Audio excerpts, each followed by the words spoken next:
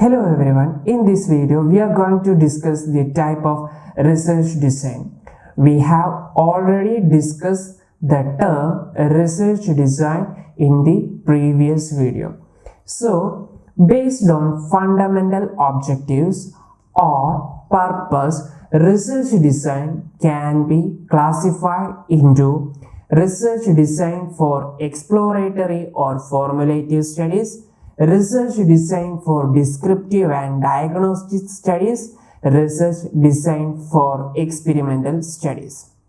Exploratory study is said to be the primary stage of research.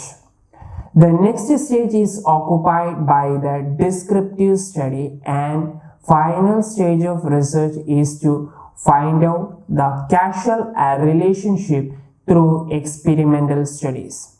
However, a study can very well be a mixture of these types. We take up each category separately. Firstly, research design in case of exploratory research studies. Exploratory research studies are also termed as formulative research studies. It is applied when research is not acquainted with the problem. It aims at gaining familiarity with a new phenomenon. The major emphasis in such studies is on the discovery of ideas and insight. In fact, much of social research are of exploratory nature. This type of research design are applied there. In this type of research design, a specific problem is formulated for precise investigation, or a specific hypothesis is formulated from an operational observation. This type of studies are therefore known as formulative studies. In many managerial studies, this type of design is commonly used. Exploratory research design is flexible enough to permit the consideration of many different aspects of a phenomenon. It is highly unstructured. In other research design, we begin with specific hypothesis which we aim to test, but in exploratory research design, development of hypothesis comes at the end. In exploratory research studies, one makes us use of following methods: survey of literature, experience survey, analysis of insight, stimulating experience. Let us look each one in detail. First method, survey of literature. The survey of concerning literature happens to be the most simple and fruitful method of formulating precisely the research problem or developing hypothesis.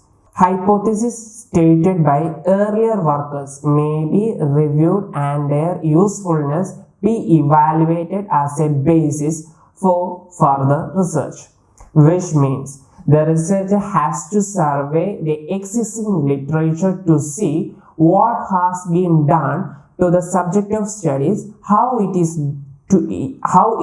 done, and what conclusion were arrived at. One of the simplest and shortcut and economic way to gain knowledge of unfamiliar phenomenon is to build research work upon the work already done. It may also be considered whether the already stated hypothesis suggests a new hypothesis. In this way, the researcher should review and build upon the work already done by others. But in cases where hypotheses have not yet formulated, his task is to review the available material for deriving relevant hypothesis from it. Second method, experience survey. Experience survey means the survey of people who have practical experience with the problem to be studied. The object of such survey is to obtain insight into relationship between variables and new ideas relating to the research problem. An experience survey may enable the researcher to define the problem more concisely and help in the formulation of the research hypothesis. So, under this method, people with knowledge in the respective field may contact it for their views or opinion. They may be able to supply valuable information. Researcher has to carefully select the respondent for experience survey in a manner that ensures a representation of different type of experience. This survey may as well provide information about practical possibilities for doing different type of research. Third method, insight stimulating experience. Analysis of insight stimulating is also a fruitful method for suggesting hypotheses for research. It is particularly suitable in areas where there is little experience to serve as guide. This method consists of the intensive study of selected instances of the phenomenon in which one is interested for this purpose. The existing records, if any, may be examined. The unstructured interview may take place or some other approach may be adopted. Attitude of the investigator. The intensity of the study and the ability of the researcher to draw together diverse information into unified interpretation are the main features which make this method an appropriate procedure for evoking insights. Next, we will see the second type of research design, that is research design in case of descriptive and diagnostic research studies. First, let us understand the difference between descriptive and diagnostic studies.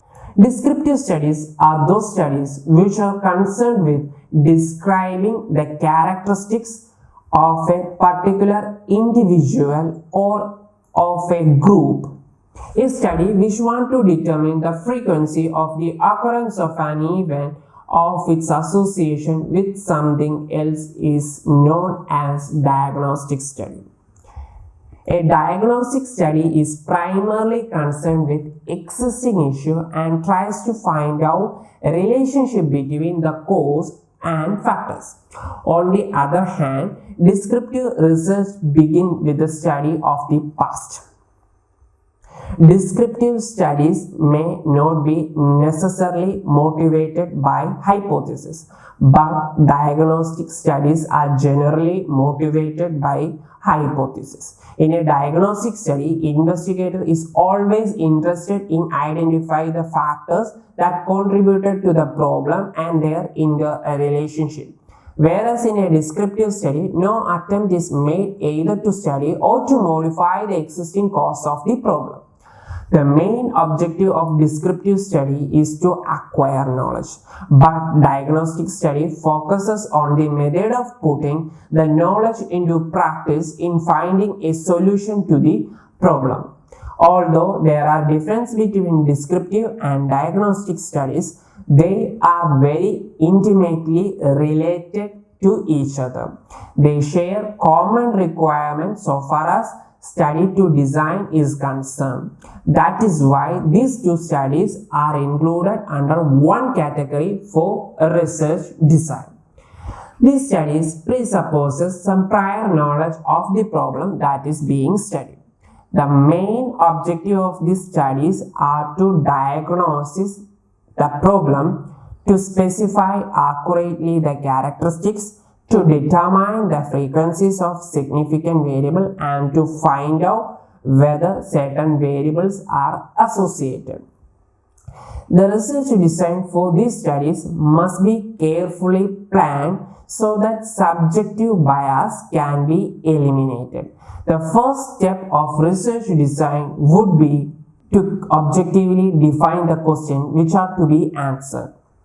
It is necessary to adequately and scientifically define the involved concepts in an operational way so that magnitude of the concept may be quantitatively measured. In diagnostic and descriptive research design, data are collected and analyzed to make interpretations or conclusions. The design in such studies must be rigid and not flexible and must focus attention on the following. Formulating the objective of this study, that is, what the study is about and why is it being made. Designing the method of data collection, which means what technique of gathering data will be adopted. Selecting sample, how much material will be needed. Collecting the data, for instance, where can be required data be found and with what time period should be data be related. Processing and analyzing the data, reporting the findings in a descriptive or diagnosis study. The first step is to specify objective with sufficient precision to ensure that data collected are relevant. If this is not done carefully, the study may not provide desired information.